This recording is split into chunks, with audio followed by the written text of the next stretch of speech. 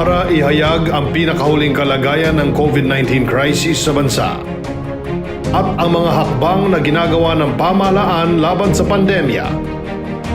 Mula sa Pangulo ng Republika ng Pilipinas, Mayor Rodrigo Roa Duterte. Ito ang Talk to the People on COVID-19.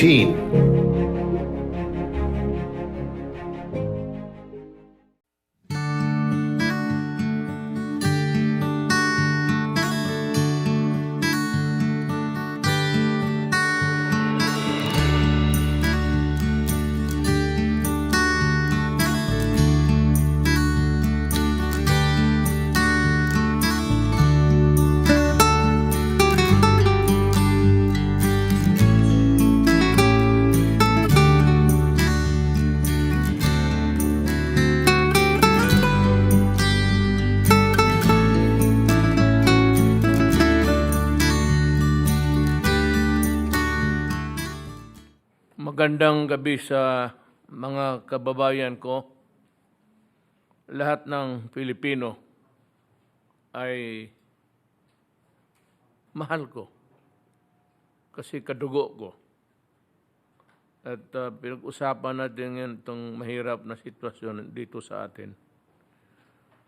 Bago sa lahat, para walang lituan at hindi nagkakamali at hindi masabi na hindi na sabihan, you were ignorant about it, I am reading again the newest bulletin pinalabas ng IATF para sa mga ating enhanced or lockdown na yan halos. Alam mo, I would be the last person. Ako ang pinakahuling tao dito sa Pilipinas na magpapahirap sa Pilipino. If only I had the power, kung nandyan lang sa akin yung poder na like a magic wand na maalis ka agad itong problema natin, mawala. Gagawin ko. I'm having a hard time. I'm grappling with the issue of COVID.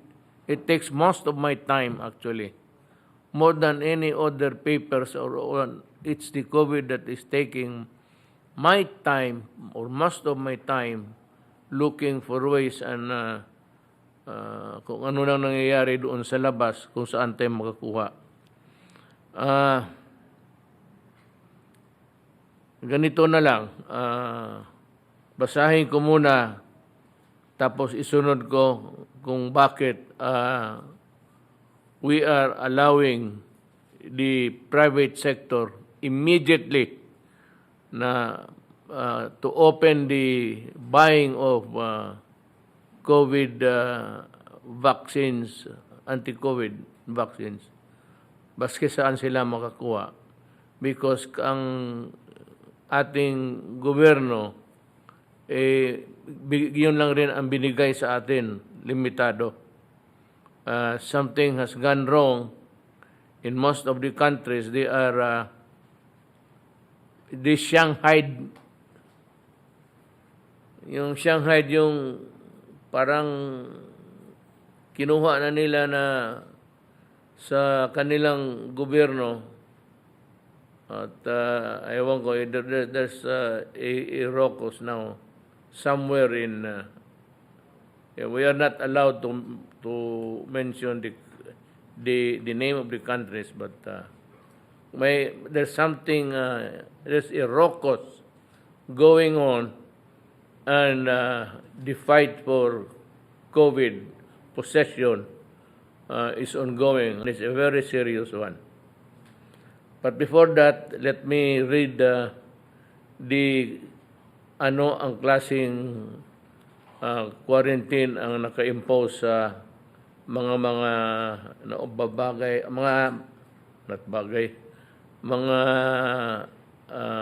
places, local governments na naghihigpitan I'll start by reading the places that are under enhanced community quarantine. Kagaya yan sa una, halos back to zero tayo dito. NCR, Bulacan, Cavite, Laguna, Rizal. That is March 29 until April 4 ang kanilang subject to review. Ang modified enhanced community quarantine, ang Quirino Province, that is April 1 to 15, 2021. This is escalation of the quarantine, it will be loosened or stricter depending on the result of the surveys.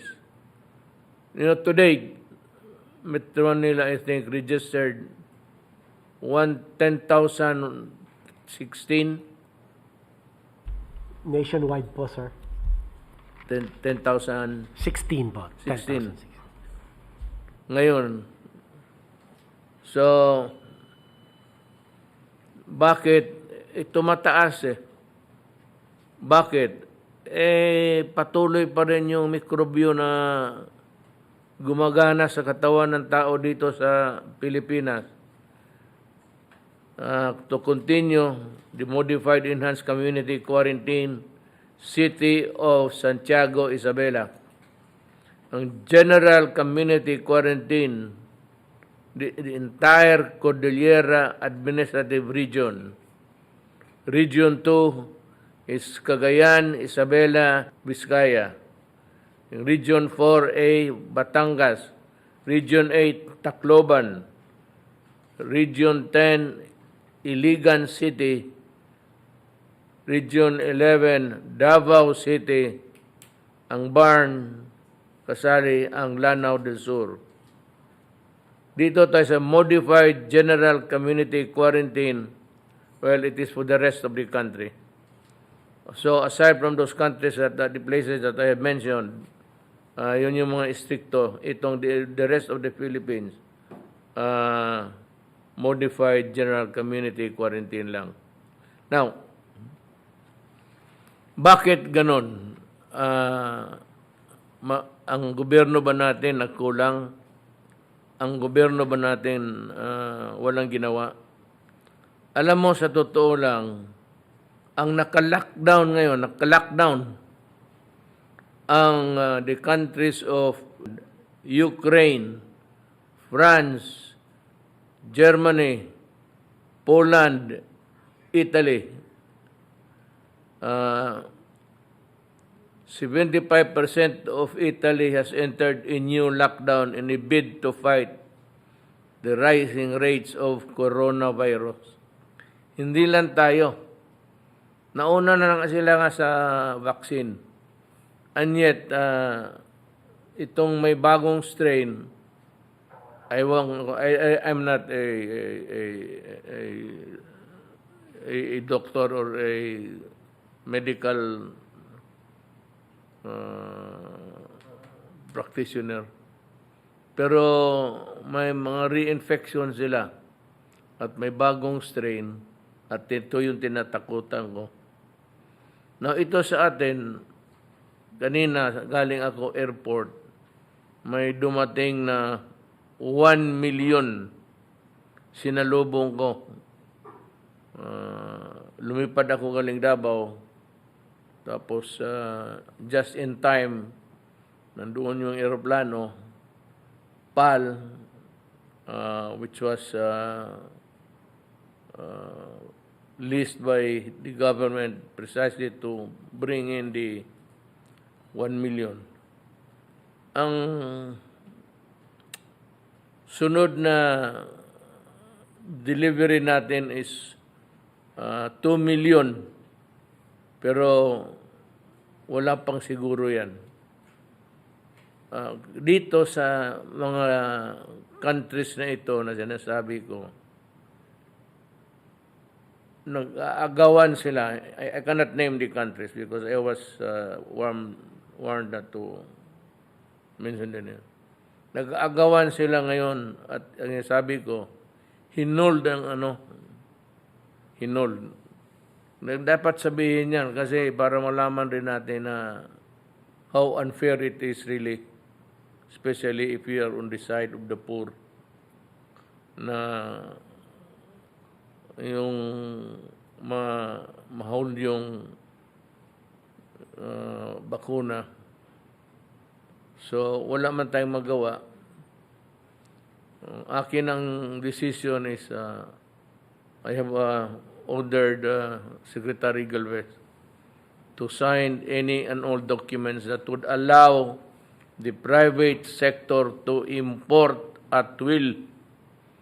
Baski ilan ang gusto nilang ipasok. Okay sa akin. Tayong gobyerno, ito lang ang nakuha natin, ito lang rin ang binigay. Well, of course, hindi natin masabi na mas marami ang mabili ng private sector. But dito sa Pilipinas, maraming mga negosyante na gustong bumili kasi ibigay nila sa kanilang mga trabahante. You know what is the reason? Do you know the reason why? So that the economy can be opened. Yung mga factories nila, walang trabahante. Because itong karaming restrictions sa mobility ng tao. There are so many strict restrictions and workers come from all places. So it's hardly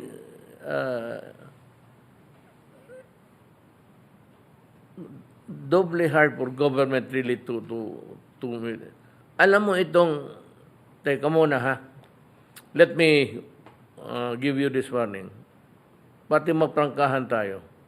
Itong dumating ngayon na 1.2 million, para lang ito, tamang-tama lang ito, sa mga frontliners, sa mga health workers, at yung lahat ng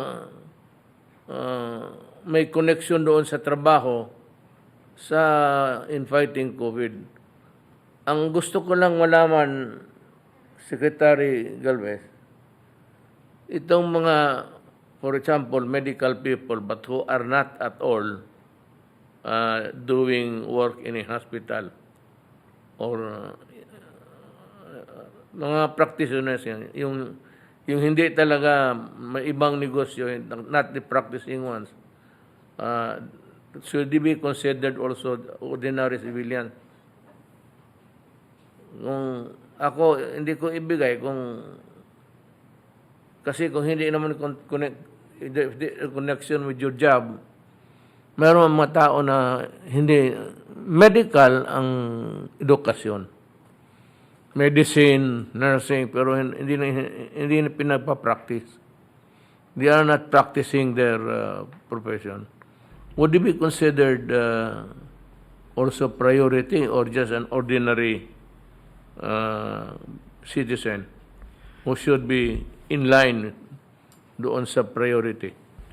Tama po kayo, Mr. President. They will not be considered as healthcare workers for the simple reason, sir, na yung risk exposure nila halos wala compared to the healthcare workers in the hospitals, both local and national, both public and private po, at mga iba pa mga facilities, ang ating pong mga isolation quarantine facilities, yung pong ating mga barangay health workers, yung ating pong mga doktor sa mga AFP, PNP, yan po talaga kasama po yan sa A1 at sila po yung binibigyan natin ng prioridad.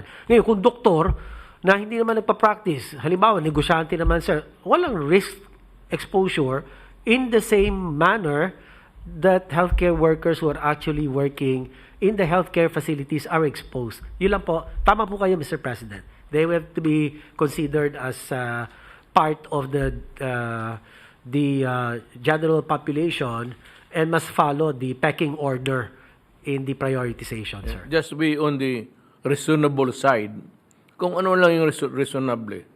Kung hindi ka naman talaga expose sa anong klaseng mikrobyo because you have not visited any clinic or hospital, then you should be considered an ordinary person and last in the priority of people would get the vaccine early. So itong nakuha ko na 1 million ngayon, tama-tama lang ito sa health workers. Yung 1.2 na expected natin ngayong April, hindi pa sigurado to, pero tamang-tama pa rin ito sa mga health workers. Hindi pa ito hindi pa yung next in line doon sa priority. Yan ganong kahirap ang sitwasyon ng mundo. Meron tayo, naghahabol tayo, gusto nating bumili, may pera na tayo. Sinabi ng World Bank, pati the Asian Development Bank, o sige, pahiramin ka namin. Kaya may pera na tayo. The money is made available to us. I suppose that's what the bank has told our people. Ang problema, kulang pa rin. So, we expect a very, not really a dark future, but we expect a bleak months. Baka mahawa ka nga eh. Ang problema, mahawa ka. So, yung mga private sector, ito warning lang ito ha. Huwag ninyo akong pilitin. Baka pupulutin talaga kayo kung saan-saan. I am not threatening yung mga human rights nakikinig. Ito bang nagpapabili ng mga fake, itong nag-i-import na yung walang source, tapos fake, tapos ang mga tao magpabakuna, magbayad ng mahal dahil nga may bakuna available, hindi na maghintay. I'm just warning you.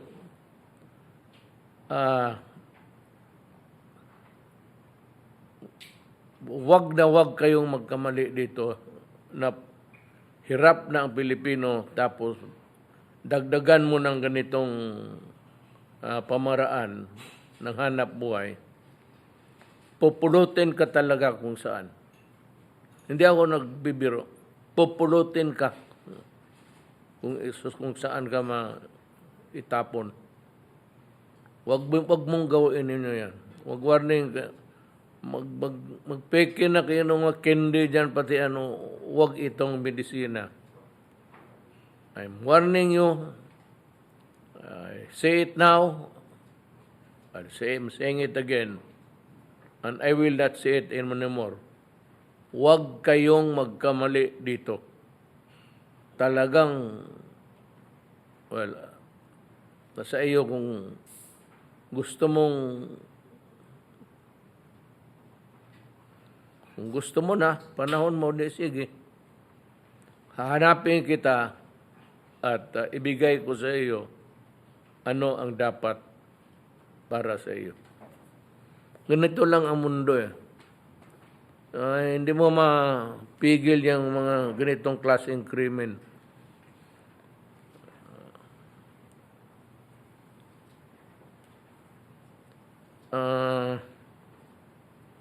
Sandali lang, mayroon pa akong masabi na we are really doing our very best, the best of our best na talent getting the vaccine from anywhere na para minus-minus yung hawaan. Na intindihin ninyo itong mabuti mga kababayan ko. Pag hindi ito na natin, we have to understand government, allow a certain, bigyan mo kami konting medyo stretch your patience and understanding. We're doing our best. We are not a vaccine-producing country. Wala tayong expertise, wala tayong knowledge, medical, scientific knowledge. So, naghihintay tayo. And, alam mo kasi, may mga bakuna, 3, 2 beses itirik. Usually, yung Sinovac, 2 beses yan. So, twice. Until that is after 1 week, I think, you have to get another shot. So, yan, it stretches a mile long ang journey natin sa paano natin isugpo ang bakuna. That is how hard it is. Para makakuha lang talaga tayo. Yan, ganun kahirap. Gusto ko nang umiyak sa harap ninyo, pero naubos na ang luha ko. Ay, buhay. Alam lang ninyo para akong dumadaan ng purgatorio ngayon, this time, hanggang hindi matulungan lahat ng Pilipino. May isa pa pala ako, kaya pala ako pabalik-balik ng salita eh. Yung mga na diskarel sa finances nila, na ano kayo sa pera, naghirap kayo kasi hindi makalabas. Magdasal lang kayo. We will give you the ayuda. Ayuda is assistance help. Secretary ng budget, si Wendell Bisado, Del ka hanggang kailan mo maibigay? When can you make the distribution? And explain to us how do you propose to do the distribution this time? Good evening, Mr. President, and everybody in attendance. Very briefly, can I request the Secretariat there to please share the slides? This is how we're proposing, Mr. President, the supplemental amelioration program for those affected by the enhanced community quarantine in the NCR Plus and the 4 provinces. Mr. President, the proposed supplemental amelioration program will be given as soon as we receive your approval, Mr. President, because the memorandum addressed to you is with, if I'm not mistaken, with the Office of the Executive Secretary now. So, do you know if this it is- is do you know if it is already in my desk? Yung panggabi ko na study room, wala pa. Because kung nandoon na yan, pipirmahan ko kaagad this time. After this, diretso na ako doon sa bahay. Upuan ko na lang kung saan na ang papel ngayon. But kung wala, I'd like to request the CES to expedite soonest. Sige, Del. yes, Mr. President, ganito lang po yan. Ito po yung makita nyo sa first column, yung mga local government units na covered at ang total population po nila based on the latest estimates from the Philippine Statistics Authority. At out of the total population, Mr. President, ang i-cover po natin is at least 80%, no? Nung total population. Kaiba ito nung last bayanihan 1 natin, 75 lang. Ito ngayon, talagang dinagdagan pa natin. Ginawa na nating 80%. So kung sa NCR po, ang 80% po dyan, abutin ng mga 11.2 million, sa Bulacan, 3 million, sa Cavite, 3.4 million, sa Laguna, 2.7 million, at sa Rizal, 2.6 million, or a total of 22.9 million. Next slide, please. Diretsuhin kita, may pera tayo. Meron, Mr. President. Meron po. Kakaasa po kayo, may pera po tayo. Ito nga pong funding source natin, 23 billion po. So makita natin dun sa total kanina, umabot lang ng 22.9. So may natira pa tayong konti sa 23 billion. The balance from the BTR certified sources, which will be utilized for this, is pursuant to the authority granted to you under Bayanihan 2. Kasi po ang validity ng appropriations ng Bayanihan 2 was extended until June 30 pursuant to RA 11519. So, ganito po ang magiging kalakaran natin sa pagbibigay po ng ayuda. Next slide, please. Makita po natin na ang ating ibibigay ay 1,000 pesos per individual and not more than 4,000 per family. Opo. So, ang total funding requirement po niyan, kung tagwa 1,000, ay abutin ng 22.9 million. So, yan po ang total funding requirement natin. Next slide, please. Sa meeting po ng IETF kahapon at in the exigency of the need to provide immediate assistance, ang mga pondo po, once you have approved it, will be released to the LGUs for distribution to affected individuals in kind. In kind po, Mr. President, to ensure that food and other non-food requirements are adequately provided. So wala po tayong cash po dito po.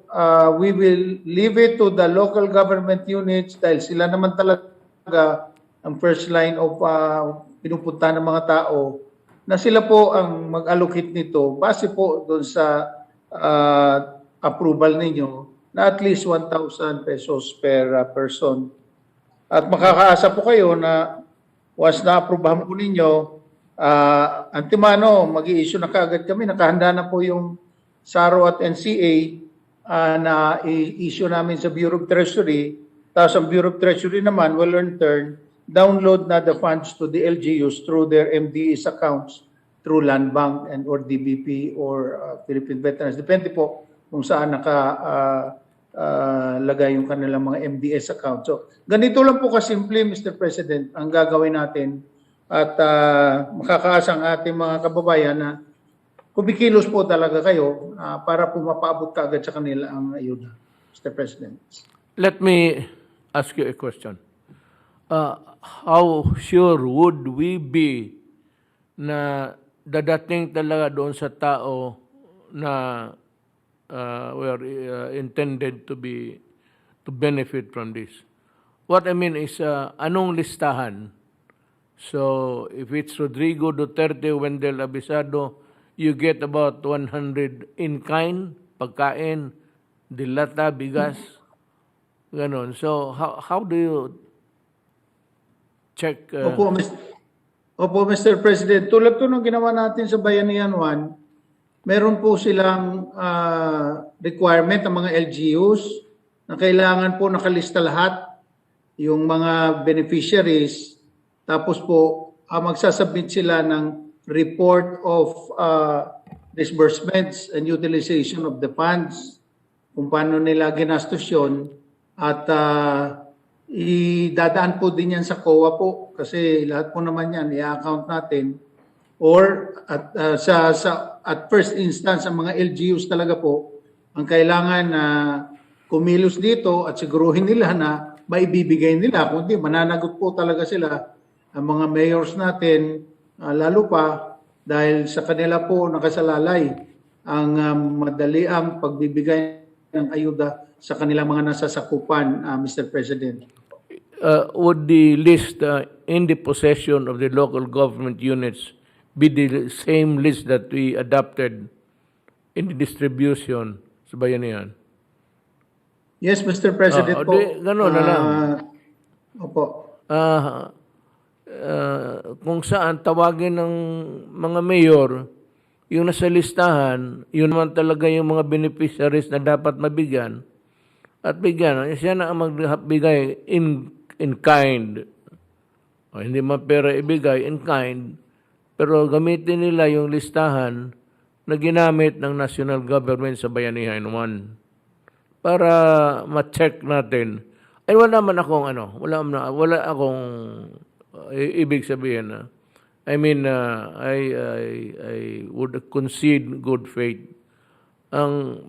Pero alam naman nila pagka ganon, down the line, that's what nung yung pantawid na pamigay natin ng pera, I issued a warning, but despite of that, several doon sa baba, nagka-letse-letse. So, demandado sila ngayon. So, hindi ko naman sabihin na, because itong mga mayor to gusto ko lang malaman na i-adapt na lang nila yung listahan natin sa Bayanihan 1 because that would ensure that the real benefits are really given to the real person. Yes, Mr. President. Ang totohanan po niyan, and I expect, lalo pa sa mga mayors, na madadagdagan pa po yan kasi lumalaki din po, lumulobo din po yung mga nasasakupan nila. Subalit, antog na nila, sila naman din ang maghahanap ng paraan na madagdagan pa nila. Right. Kasi mabuti nga na kahit na paano, nakahanda po kayo na tulungan sila through the national government at sila naman po magpapakita sila na nagsisika po sila at ako naman naniniwala sa ating mga local chief executives na gagawin po nila lahat para po masiguro na susundin nila yung pamantayan ng pagbibigay ng ayuda at yung corresponding report na gagawin nila po sa atin dahil po i-report po natin yan at dadaan po sa COA yan at sinabi niya na nga po ninyo hindi pwedeng maglokohan dito dahil mahirap na sitwasyon natin ito ngayon. Magtulungan po tayo dito at ito naman po suportado ng ating Department of Finance. Pumayag si Secretary Dominguez, si Secretary Carl Chua at ganun din, nakipag-ugnayan din kami kay Secretary Rolly Bautista ng DSWD para masiguro lang po yung coordination sa smooth implementation nitong ating supplemental amelioration program, Mr. President. May isang tanong pa ako. Do we need at all the consent of Congress? Hindi po, Mr. President, dahil po under the Bayanihan 2, you are given the authority to utilize any unutilized appropriation in response to the pandemic, Mr. President. Okay. Maliwanag po yan sa Bayanihan 2. Kaya nga po, ito, available po ito na mga pondo na gagamitin natin for this purpose. Dahil ang Bayanihan 2 naman po, na comply na natin lahat yung funding requirements doon. Umabot po yun ng 165 billion, subalit ang release nga po natin umabot ng 165.6 billion pa. At ito naman, merong mga unutilized na kinuha natin sa iba't ibang sources na sinertify naman ng Bureau of Treasury. Galing po ito sa debt exchange transactions, sa savings from interest payments, sa additional revenues, sa available cash balances, revenue from government securities, concession fee. Dito po, wala po tayong ginalaw po na budget for this year dahil po ito nga po yung mga sobra na hindi pa natin nagagamit. Kaya maswerte din po talaga tayo dahil kahit na papano masinop ang pagkakamanage natin ng ating pera. Kaya po kahit na paano may nadudukot po tayo. Opo. Sana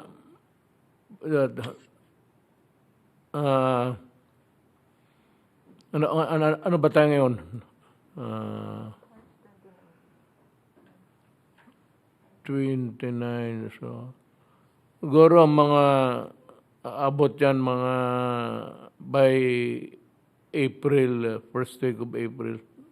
Kaya. Sir, kung Nandiyan mo si... maaprubahan niyo po, kung maaprubahan niyo po kagad, sir, marirelease po kagad yan. So if I sign it tonight, which I'm going to sign, Please sign it tonight. nandiyan mo si General Bautista listening also. Si Role. Nandiyan mo si Role. Pakitulong na lang doon sa sort of an oversight na mapadali yung transaction na pa-downloading, i-follow up mo, pati yung you do the counter checking after the distribution of the goods para ang feedback mo dyan man talaga sa iyo bagsak yung mga lahat. It's your office, it's your department that will be the last place where it would be sent. Itong mga just to check. I'm not saying, sabi ko nga more than anybody else, it's the mayor who are really interested. Kung maraming syudad na medyo mayaman, dadagdag pa nila yan. So, ang akin lang is, alam mo na, puro let us just be careful because may nangangayaw dito. Hindi ko, baski ano-anong ginagawa ng mga ulol. These are the mutants of COVID-19. So, siguraduhin lang natin na walang katiwalian. But Mr. President, I place my full faith and confidence in the mayors that they will do Mr. it. President, can I say something, Mr. President? Yes, go ahead.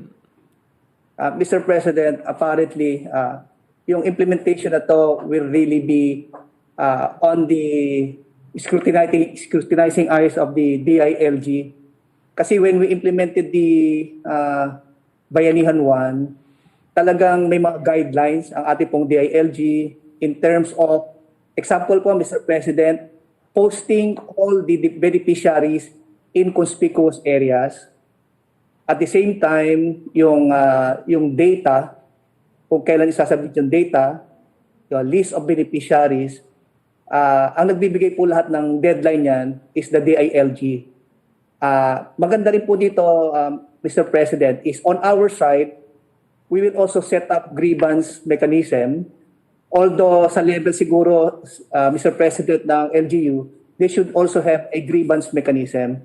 So magkakaroon po tayo ng check and balance na pagka ang grievance ay umabot po sa amin, then we will immediately coordinate with the DILG and at the same time with the local chief executives.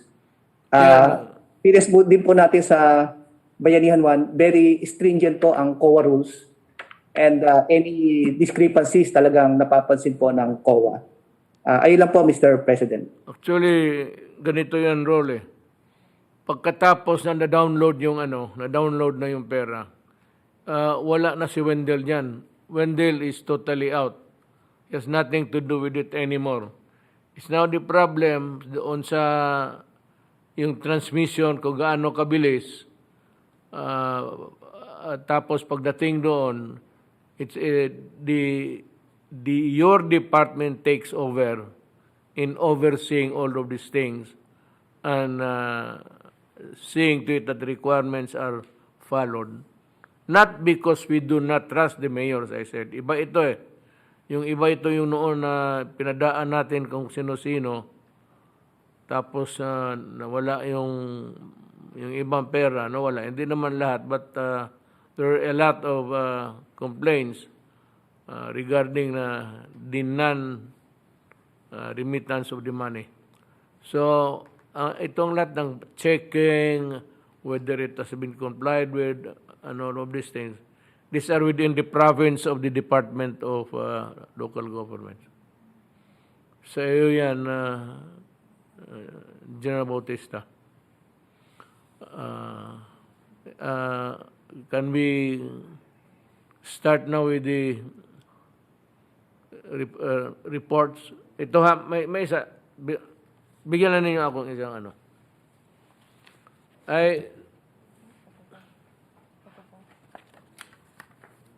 Nandito sa harap ko, it's a list of suspended government personnel.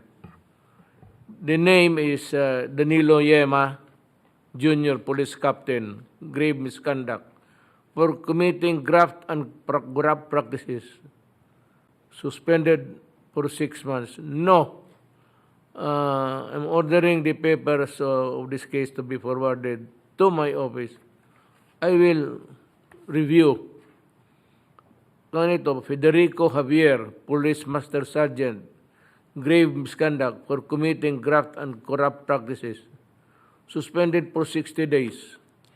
Arben Abelia, Police Corporal, grave misconduct for committing graft and corrupt practices. Roberto Descalar, Patrolman, grave misconduct for committing graft and corrupt practices. Suspended for 60 days. Ronel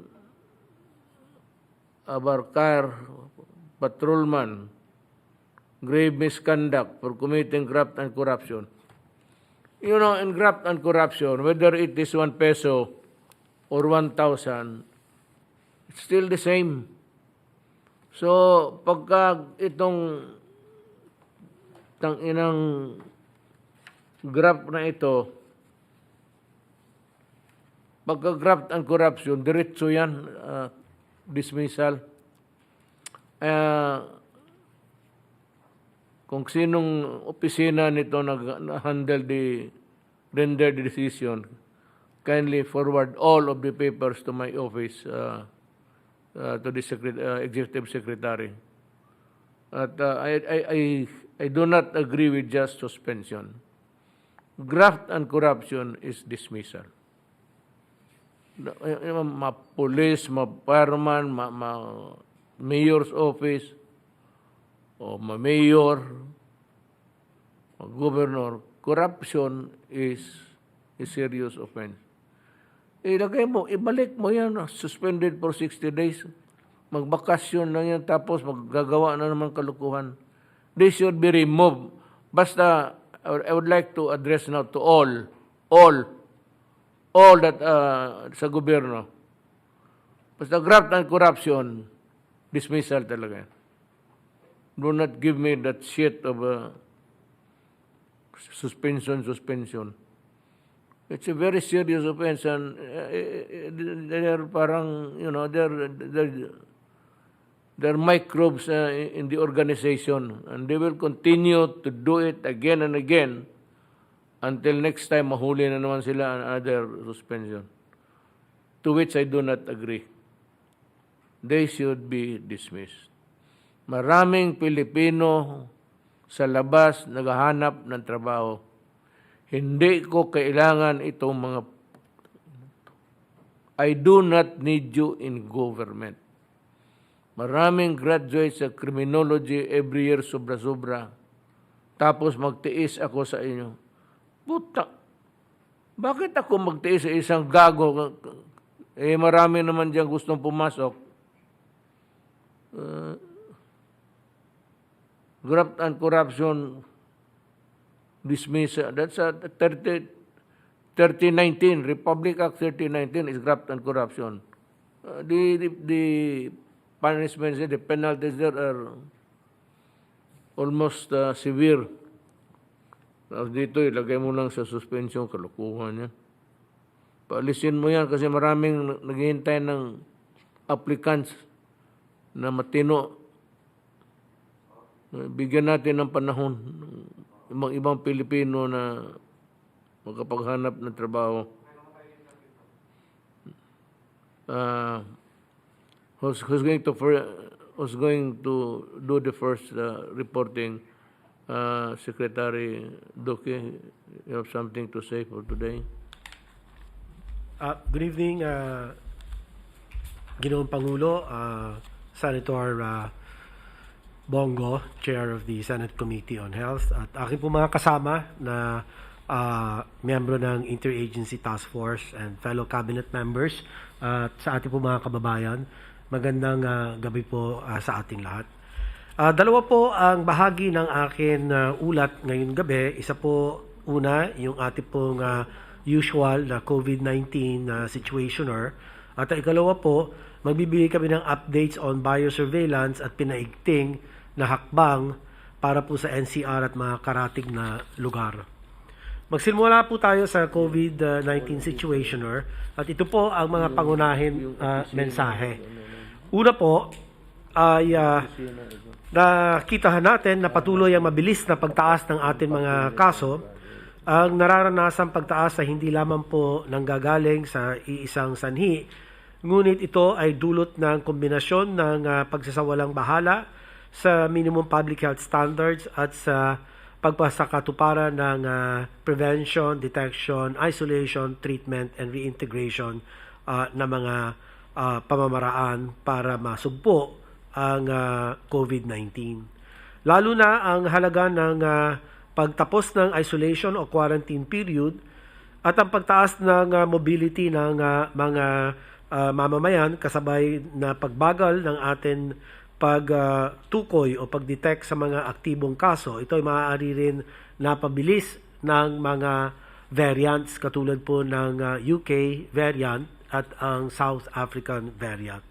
Kasabay ng pagtaas ng mga kaso, tumaas rin ang ating healthcare utilization rate at the regional and provincial levels, kabilang ang ating mga highly urbanized and independent component cities, pati na rin ang ating pong mga ICU utilization rate. Kinakailangan maglaan ng humigit kumulang 50% ng authorized bed capacity ang lahat po ng ating mga pampublikong ospital at 30% naman ng pribadong ospital para sa COVID-19 patients, higit pa sa panahon na may surge. Pangatlo, kaagibat po nito, dapat rin pataasin ang kapasidad ng mga isolation at quarantine facilities upang hindi magdagsaan sa mga ospital po ang mga asymptomatic at mild cases. Kailangan na maabot ang 1 bed to 1,000 population ratio para po sa atin isolation capacity. At hanggat maaari po, tanging 10% lamang ng mga close contacts ang nagka-quarantine sa mga bahay. Ito po sana ay masunod at isang mariin na paalala para po sa atin mga local government units. So kabilang po ang intervention ng paglunsad ng information and education campaign upang maihatid po sa ating mga kababayan ang wastong impormasyon ukol dito. Kasabay nito ang iba't ibang communication materials na patuloy na nagpapaalala at nagbibigay ng impormasyon tungo sa sapat at mahusay na pagsunod sa ating pong public health standards. Hanggat may nakikita tayong pagtaas ng mga kaso at hindi pagsunod po sa mga ito, ay hindi po kami mapapagod na ipaalala kasama ang ating pong task group on strategic communications, pinangungunahan po ng ating spokesperson, si Secretary Roque, at ang atin pong sabay-sabay na binibigyan na diin ang mga paalala katulad ng una, manatili na lamang tayo sa bahay o sa tahanan kung hindi naman kinakailangan lumabas. Kung may kasama tayo sa bahay, ugaliin natin ang wastong pagsuot ng face mask. At kung hindi maiwasan at kailangan na bumili ng mga pangunahin na bagay o pangangailangan, ay dapat naka-face shield ng tama, hindi po nasa itaas ng ulo. Pangatlo po, siguraduhin natin maayos at sapat ang daloy ng hangin sa ating mga tahanan. At pang-apat, makipag-ugnayan agad sa ating mga barangay health emergency response teams kung meron tayong pong naramdaman sintomas ng COVID-19. Hindi po dapat dumidiretso sa ospital. Para po sa mga nakararanas ng mga bahagyang sintomas ng COVID-19, mangyaring manatili tayo sa mga quarantine and isolation facilities na handang magbigay ng karampatang kalinga kaysa sa mga ospital na mas nakatuong tumugon sa mga pangangailangan po ng mga malubhang kaso ng COVID-19. Ang mga pampubliko, mga pasilidad ay sapat at maayos upang kayo ay matugunan sa inyong mga pangangailangan. Tungo sa ating pong kaligtasan, ipagpatuloy natin ang pagiging bida bastonero sa ating pong mga komunidad. Ito na lamang po magtatapos ang akin ulat, Ginoong Pangulo, at ako po ay handang sumagot po sa inyong mga katanungan. Salamat po. Salamat, Secretary Duque. I would call on Secretary Galvez. You have a report? Yes, sir. I have a report, sir. Go ahead, please. Magandang gabi po, Mr. President, Senator Bongo.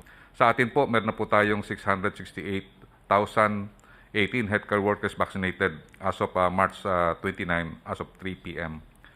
At nakikita po natin sa ngayon talaga na tama po yung sinabi niyo po na may tension tayo sa supply, considering that the different countries are escalating and their vaccination. So with this, they are prohibiting from exporting from their production. So ito po ang nagiging talagang problema po natin ngayon at talaga nakakaroon po tayo ng severe acute shortage ng ating global supply. And then talaga pong marami pong variants po na appearing across the world requiring investigation, triggering caution on border control. So marami pong mga different variants ang lumalabas at ang mga ito po ay talagang napapabilis ang pag-mutate at nagkakaroon po ng very accelerating transmission. Next slide, please. And with this, napag-usapan nga po ng mga expert kanina at saka po yung private sector na kailangan talaga, yun nga po, sinasabi nga po ni Sir Paul Dominguez na we have to plan for a possible re-injection of jobs. Maybe next year. It will be an annual activity considering that the variants are very persistent. So, nag-calibrate po tayo ng plan. So, ang plano po natin ngayon, Mr. President, ay 2021, 2022, at saka 2023. So, 2021 po, itong tinatawag nating containment strategy to have and achieve steady supply of vaccines and scale up our vaccination through mobilizing the national government, the LGU, and the private sector. So, ang plano po natin ay magkaroon tayo ng scale-up vaccination sa April and May. We are targeting to have 500,000 to 1 million per week. And then June, July, kung nandiyan na po ang ating mga supply, we will be targeting 2 million to 3 million per week. And then August, December, 3 million to 5 million per week. Ito po, very bold po ang ating target so that kung just in case magkaroon po tayo ng slippage, at least medyo mataas pa rin po yung ating vaccination rollout. And then also, in order to achieve yung herd immunity, kailangan talagang we have to maximize na magkaroon tayo ng vaccination na more or less 450 to 500 a day. Ang ano po natin, ang pinaka target po natin is we will have a better Christmas 2021. And then ang ano po natin, ang pinaka talagang target natin is the complete elimination of COVID-19 disease. So with that, we are communicating with the different manufacturer na nagde-develop po ng mga tinatawag nating booster vaccines, ng mga second generation and third generation vaccines that can prevent yung and also neutralize and eliminate including yung mga variants. So ang ano po natin is really to eliminate the COVID-19 disease by active participation ng mga pharmaceuticals natin. Yung sinasabi niyo nga po, Mr. President, na we will already authorize the pharmaceuticals to directly communicate with them so that we can have yung tinatawag nating vaccine security by 2022 po. And then also, we are looking forward that by that time, we have fully recovered our economy. And then, Mr. President, nung nagpunta po kami sa India, nakita po namin talaga yung kanilang target na magkaroon po ng health, tinatawag nating self-sufficiency yung pangarap po natin na magkaroon po tayo ng mga vaccine ay kung titingnan po natin, noong 1939 po, tayo po ang donate sa China ng mga vaccine. At yung yung kinakausap po namin yung vaccine expert panel, parang naaalala niyo po, yung sinabi niyo po na nagkakaroon tayo ng parang reward para sa 50 million. Kung sino man na makakadevelop ng vaccine sa COVID-19, maybe we can remember that. And I believe we can, sir, push forward na magkaroon po talaga tayo ng self-reliance sa vaccine. Kasi po, nung nag-usap po kami ni Ambassador Bacaching, Mayor, sinabi niya po talaga na kailangan talaga na magkaroon po tayo ng tinatawag na health security. Meaning, ang ating mga gamot ay mapababa po kung meron tayong sariling manufacturing capability dito sa ating bansa. Na ginawa po ng India when they were given independence by the British government. So yun po ang isang nakita po namin na magkaroon po tayo sana ng, aside from the Universal Healthcare Law, magkaroon po sana tayo ng Health Security Act na yung ating DOH at ating healthcare system will be modernized. Parang katulad po ng modernization na ginawa po natin sa Armed Forces of the Philippines. Para makakop po tayo sa susunod na mga tawag na pandemic. So to 2023, at least we can start yung health self-sufficiency to next pandemic so that we can prepare just in case na magkaroon po ng next pandemic. Next slide po. So ito po sir ang status ng rollout po natin sa ngayon. Meron na po tayong 1,233,500 na na-deployed na vaccine, which is comprises yung 80% of our total vaccine. Kasama na po ito yung 400,000 na dumating nung donation po ng China. So sa ngayon po, meron na po tayo na vaccinate na 668,018, which comprises yung 81.65 ng ating target na first dose. May na-deploy na po tayo ng first dose, so malaki na po ang nakuha natin, more than 80%. And then also, 43.79% over the total vaccine deployed, and 39 or 40% over the total 1.7 million health workers. So meron na po tayong more or less 40,000. Kung makita po natin, Mr. President, kung makita natin yung total vaccination natin, nag-i-increase po. So first week, 35,000 po ang ating total na na-vaccinate. Noong second week, 170,862. Noong third week, nagkaroon na po tayo ng 179,626. And then noong fourth week, meron po tayong 279,028. Ngayon pong week na to, because of the lockdown, in-expect po namin baka bumaba kasi yung iba po hindi makalabas. Pero all of the mayors in NCR, they are committing na they will maximize yung vaccination po ng ating mga healthcare workers and also senior citizen. So yung vaccination sites po na natin na-activate ngayon ay almost half na po kasi ang po natin, expected po natin na mga vaccination site is 4,500 to 5,000. And then 771 cities and municipalities na po ang nako-cover po natin. At ngayon nga po, natanggap po natin yung 1 million na Sinovac na yung first tranche ng 25 million na ating procurement sa China. Sa April po, sigurado na po yung 1.5 million, Mr. President. Sa April meron tayong Sinovac at meron na po tayong 2 million sa May na pirmahan na po namin ni Secretary Duque yung procurement order. At hopefully ay darating po yun on time. Most likely, mga mid of April po.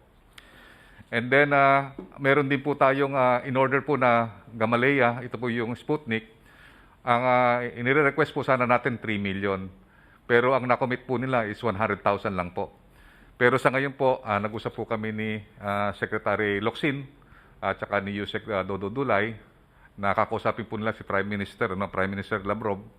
At titingnan po nila kung maiangat po ng 3 million. Talaga pong 3 million ang kailangan natin dahil kasi pwede po itong gamitin sa senior citizen yung po natin. Kasi sa ngayon po, meron po tayong limitation na hindi po dumating yung AstraZeneca na vaccine natin na galing sa COVAX. Sir, ito po yung inyong guidance na yung priority po nito dapat hindi natin binabiolate. Pero last meeting po namin, sir, considering that we have already more or less 1 month na nailaan po natin sa healthcare workers.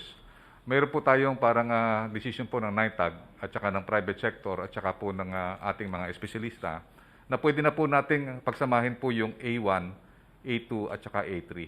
Meaning, habang tinatapos po natin yung healthcare workers, pwede na po tayo magsimula sa senior citizens at saka persons of comorbidities. Kasi po yung presentation po ng ating mga international expert na pagka pinagsama po natin yung tatlo po na yan, sila po kasi ang may burden of disease. Yung tatlo po na yan. Kapati po yung senior citizen, sila po ang karamihan na mamatay. So ang ginagawa po natin ng mga expert katulad ng Israel at saka US at saka po yung Indonesia, based dun sa experience po nila, pinagsama po nila yon para bumaba po yung occupancy ng hospital. So parang tinutulungan na rin po natin yung healthcare worker na pagka wala pong na hospital na may comorbidities at saka po mga elderly, nawawala po yung burden of disease at saka yung burden of death. So ang ginawa po nating strategy ngayon is starting ending March 31, pwede na po tayo magsisimula sa senior citizen. Kasi po yung po rin yung guidance nyo na madaliin po natin para yung mga mahihirap at saka po hindi kaya lalo na yung mga matatanda na indigent, kailangan mabigyan din po natin ng protection. You know, that is a good suggestion actually. I was about to say a few things about the matter. Kasi ganito yan eh. Yung mga health workers lahat, yung sa priority A1, kailangan bilisan nila yung mga sila, they must go now, they must look for a way to have the vaccines ahead of time. Kung ngayon na, huwag na nilang tagalan because ang naghahintay yung sunod itong senior citizens. Ngayon, the other guys downwards, they have to wait for their turn. So, kailangan mabilisan. Pagdating ng bakuna, nandyan sila na. Dapat itong 1, 2, and 3, maybe, ma-lump into one na paspasan. When the bakuna is there, so we can move on to the rest of the population. So, that's what I'm about to talk about. Sir, sinabi rin po ng expert kasi kailangan we are racing against time. Dahil mabilis po yung virus at saka yung mga variants. Kailangan i-concentrate daw po natin yung vaccine sa Metro Manila at saka sa mga karating niyang area.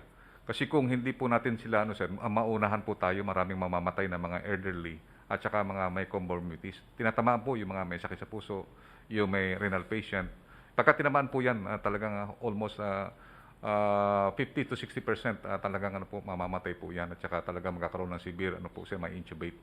So, ang ang recommendation ng ating mga NITAG experts at ating mga from the health professional doon sa mga private sector, ang sabi po nila, we have to concentrate our effort para makontain kaagad natin at magkaroon ng herd immunity yung Metro Manila para makalaban po kaagad sa disease. Kasi ang nakita po natin, at least po natin yung 25% or 25 million na target natin nationwide, makuha po natin kaagad yung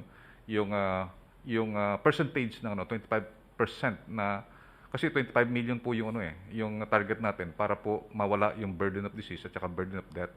Kung maano po natin ng Metro Manila na 25% to 30% po yung makuha natin sa Metro Manila, makuha natin kaagad yung mga senior citizens at saka yung mga vulnerable.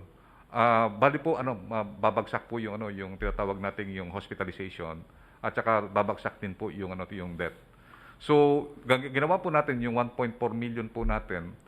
Ang ginawa po natin sa 1.4 million na Sinovac, i-deploy po natin po yan sa more or less 800,000 dineploy po natin sa Metro Manila area at saka sa 4 provinces and also Davao and Cebu. Yung mga matataas po yung mga po natin, yung mga kaso.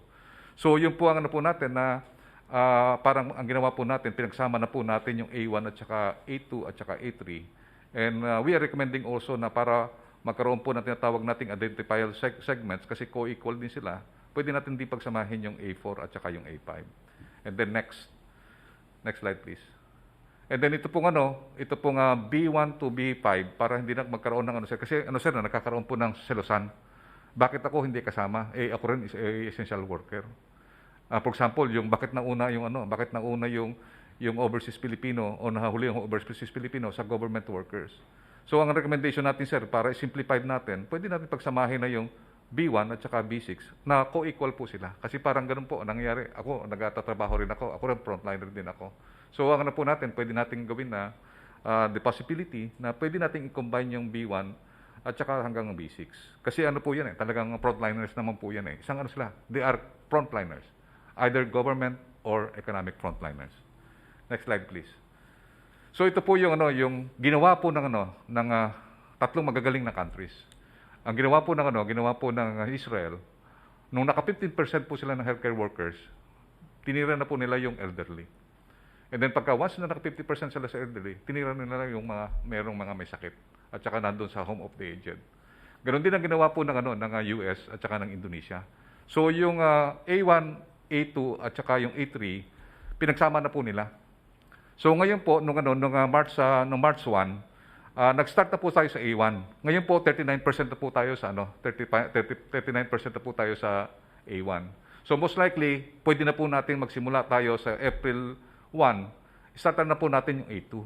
Kasi po kung magko-concentrate tayo sa mga Metro Manila, tapos na po ng Metro Manila yung hanggang BHERTS, yung mga barangay health workers po natin.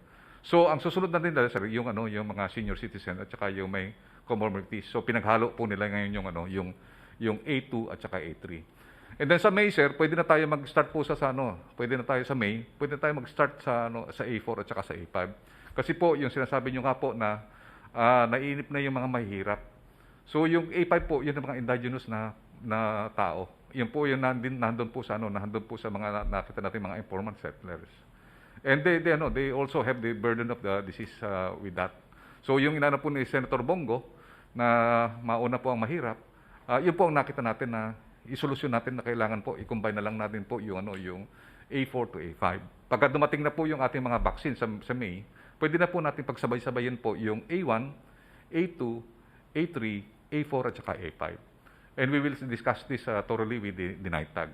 And then sa July, nandun na po yung ating mga vaccine, sinasabi naman po natin na kakaroon tayo ng prioritization only when we have scarcity of vaccine.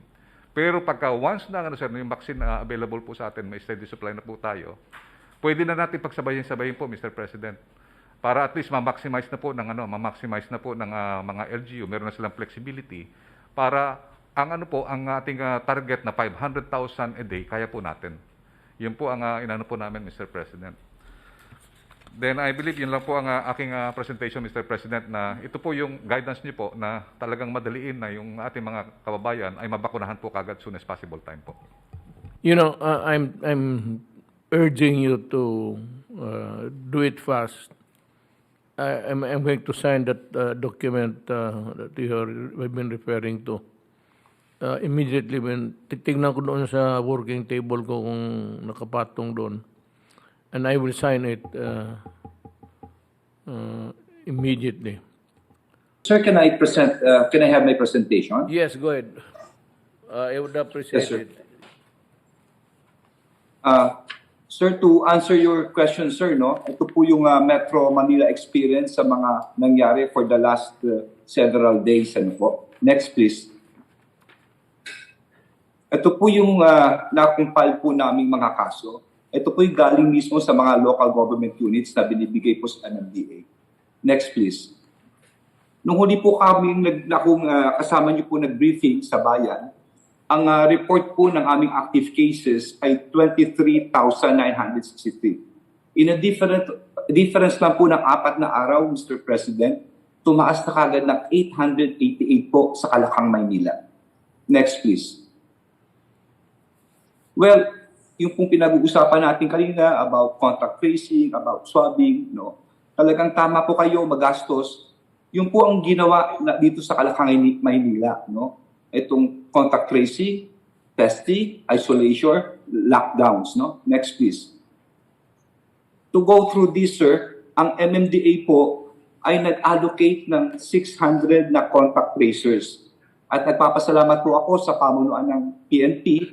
Sila po ay, andyan po si Yusek Bernie Florese ng 362 contact tracers. Bukod pa po ito sa mga kinukuwang contact tracers ng mga mayor po sa Kalakang, Maynila. No? So napaka-gastos lang, pag-hire lang po ng contact tracers talagang iba po. Next please. Yung pong pinag-uusapan po kanina natin mga testing, napakamahal po Mr. President. No? Alam nyo, nagsimula po ito nung about 1 week ago. Nagbigay po ang National Task Force through Secretary Vince Dizon at saka andyan po si Sec Charlie ng kulang-kulang 25,000 na ano po ito, kits po ito sa Red Cross. Ang halaga po nito ay 100 million more or less, no? Talagang binuhos po ito sa Metro Manila. About 2 days ago, tumawag po ulit ako at tumingi ako ng tulong. Muli, nagpapasalamat po kami kay Sec Charlie at kay Sec Vince Dizon ng NTF.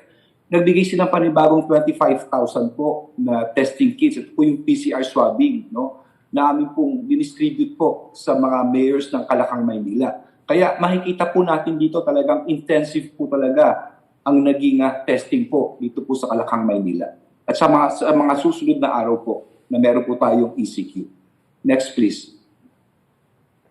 At hindi lang po yun ang magastos sa Mr. President, no? At unang-una po, napapasalamat din ako po kay Secretary Briones at kay Secretary Duque dahil yung once ma-test na po namin at ma-contact trace, kailangan dali po namin sila sa isolation. Napakalaking bagay na pinahiram po ang mga eskwelahan dahil nakamura po tayo, no? Yung pong tinatawag na mga asymptomatic ay diyan po nilalagay sa mga eskwelahan. At malaking bagay ito dahil malapit lang po sa bahay nila. Ngunit yung iba po ay nilalagay po sa tinatawag natin po ng kalinga o yung mga hotel. Hindi rin po ang biro ang gastos po rito, malaki rin po. No? Sa ngayon po, Mr. President, ang occupancy rate na po ito mga isolation na tinatawag ay higit kumulang 82% na po ang kapunuan. No? Pero may buffer pa po tayong mga 18%. Next please. Iyon naman pong mga mild positive asymptomatic na kinakailangan naman po na ma-check, ma-monitor ng mga doktor ay dito naman po natin nilagay. Sila po ay 77% na po ang kapunuan. Next please. Ngayon po, yung pong mga granular lockdowns na sa ngayon po habang nagsasalita pa ako itong araw na to, pagka-declare po ng ECQ, sa buong Kalakang, Maynila, sa 7 LGU ay kulang-kulang 192 granular lockdowns. Ito po ay maaaring kalye, maaaring mga barangay po. No? Talagang intensified po ito. At hindi rin po biro ito, Mr. President, dahil ito po habang naka-lockdown po sila ay binibigyan ng ayuda po ito ng LGU. Pagkain, umaga, tanghali, gabi, no? Kung ano-ano mga in-kind po ito. Kaya hindi rin po biro ang gastos po rito. Next please. At ito po mga susunod na ECQ, Mr. President, nagpapasalamat po ako sa Secretary of National Defense and of course sa ating sa ating DILG sapagkat po-provide po sila ng mga military trucks, mga buses, of course sa MMDA po sa aming himpilan dahil baka po dahil sa mga sasakyan ng ating mga frontliners. Next please. At habang nakasimta po at habang ginagawa po natin itong ECQ, ito mga testing, lockdowns, ang magandang balita naman, Mr. President, ay tuloy-tuloy naman po ang ating mga vaccination. No? Ito mga larawan na pinapakita ko, kuha po yan kanina lang. No? Na habang naka-ECQ tayo, maski na mahigpit tayo, nagte-testing tayo, nag-isolate tayo, ayan naman ang solusyon, sinasabi po ni Sec Charlie Valdez. Tuloy-tuloy po yan sa iba-ibang lungsod. Next please. Ito pa po yung mga ibang larawan, iba-ibang cities po yan. Next please. At bilang panghuli, Mr. President, no, alam nyo, sa mga kababayan po natin, talagang mabigat ang kinakaharap natin. Nasabi nga ng ating Presidente, hindi lang tayo nag-lockdown. Andiyan ang Poland, ang Germany, ang UK. No? Alam ko, mahirap maiwan dahil dinirestrict po natin ang mobility.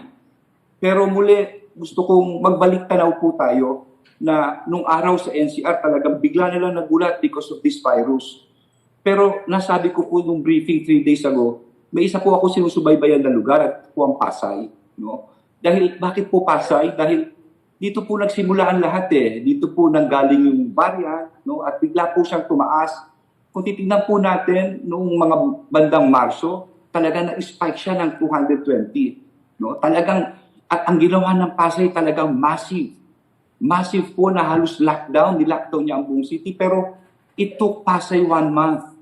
Mabigat po kay Mayora to. Siya nagpapakain, massive swabbing, massive testing, ang laki ng ginastos ng Pasay. Isang buwan po itong gamutan. Ngunit, ito magandang silver lining at sinasabi ko sa bayan. Nagkasos na tayo, makikiisa ang bayan naman. Ano nangyari sa Pasay? Ngayon, unti-unti, kasi konti lang bumaba po siya from 987 to 902. Kanina pinakuha ko ulit to 888. Ibig sabihin, itong isang buwan na pinaghirapan nila halos lockdown, no? Eto, kaya nga ang gagawin natin sa bayan natin ay parang ganito po, no? Next please. Next please. Ito po ginawa ng Pasay. Ay, pakibalik lang. Okay. Nag-lockdown siya, nag-total lockdown siya. Tignan niyo contact tracing na ginastos niya from 7,000 to 30,000 isang buwan. Kanyang tinignan ng EPA hanggang third generation at ang swabe niya, Mr. President, hindi lang 6,000, 6,000 noong February hanggang ngayon, hanggang Marso, 17,000, ongoing pa po yan. It's so hard to quantify po ang gastos.